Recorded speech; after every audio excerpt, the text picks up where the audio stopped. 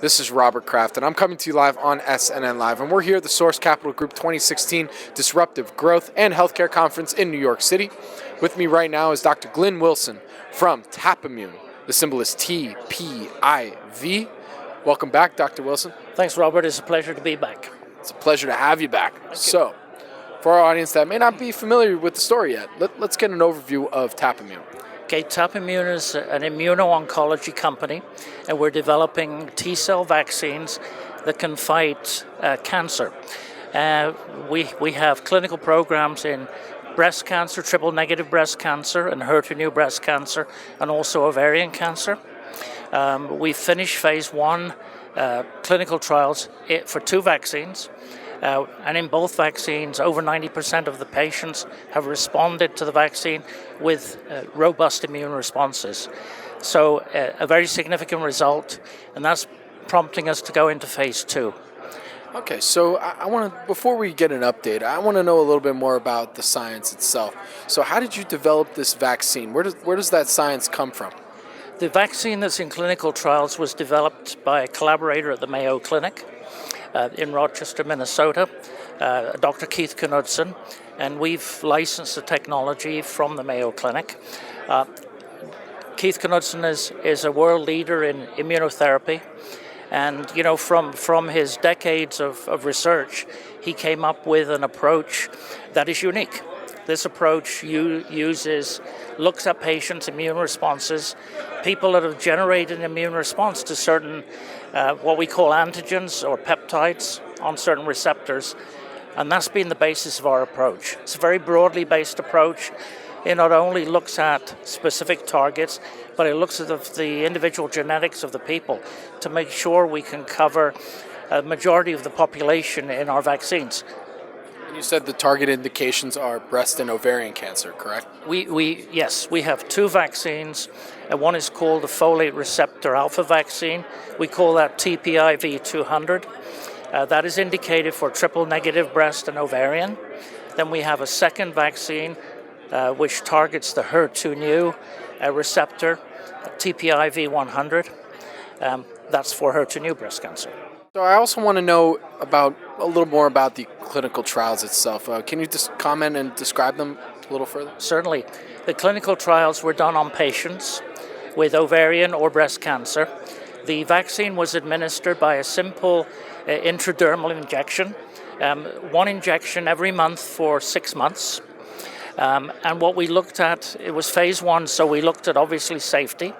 Both vaccines were safe and well tolerated, but we also looked at the immune responses, the specific T-cell responses from the patient as an endpoint. And we saw that over 90% of the patients responded with robust T-cell responses. So that's an exciting result. And, these are vaccines, so usually you take them as a preventative. I mean, when do you take these vaccines, or when are you advising patients to potentially take them? Very good question. Initially, these vaccines will be used after standard of care for patients who are at high risk of recurrence. So, for example, in ovarian cancer, patients that have gone through normal chemotherapy surgery, they're at very high risk of recurrence and a very short time to recurrence. We'll be giving the vaccine and looking at that time frame, hoping that we can prevent recurrence. The same is true for breast cancer. Okay, so I want to get an update. What's been going on at TapImmune? Well, we've been gearing up to get into phase 2 clinical trials. We completed 2 phase 1s, as I said.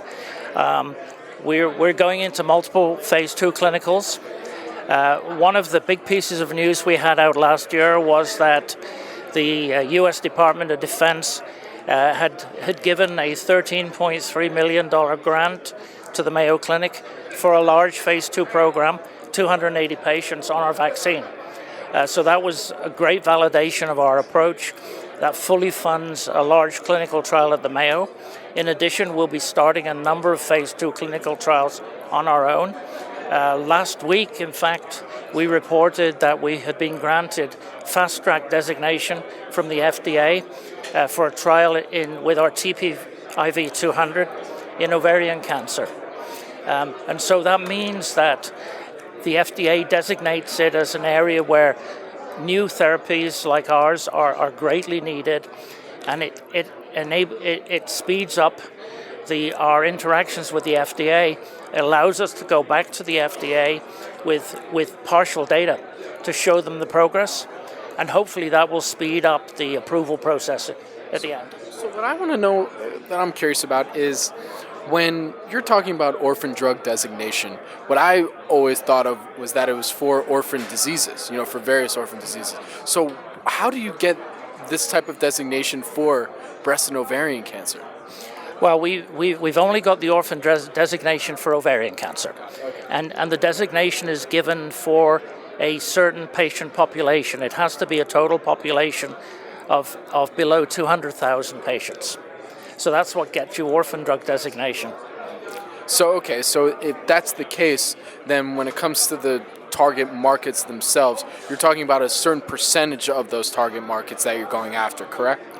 Well, yes. I mean, I think we're looking at really the whole of the ovarian cancer market, which the potential of our vaccines is for large market share, ultimately.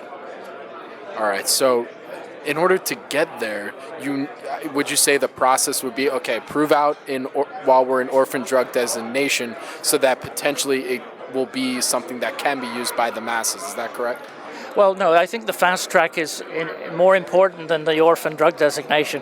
The orphan drug designation, ultimately, upon approval, gives you tax benefits and market exclusivity for up to 7 years. So that's a significant thing, but that's later on down the line. I think for the current studies, it's more important to get through the phase 2.